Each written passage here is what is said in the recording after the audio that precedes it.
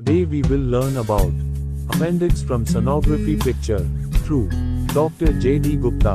Doctor J.D. Gupta के माध्यम से आज हम सोनोग्राफी चित्र से अपेंडिक्स में होने वाले बीमारी के बारे में जानेंगे। आइए हम अपेंडिक्स में होने वाले बीमारी को जानने से पहले हम ये जान ले कि अपेंडिक्स होता कहाँ पे है। अपेंडिक्स हमारे शरीर के दाहिने तरफ पेट के निचले हिस्से में होता है।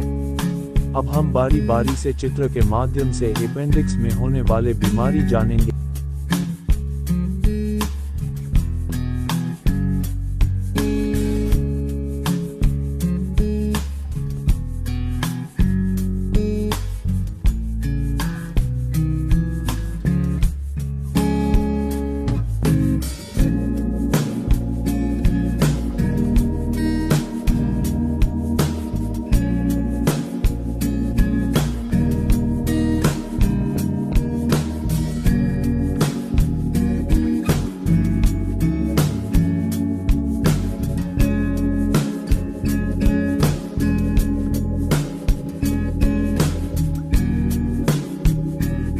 Hello my dear friends, please like, subscribe, share and press the bell icon for the first notification.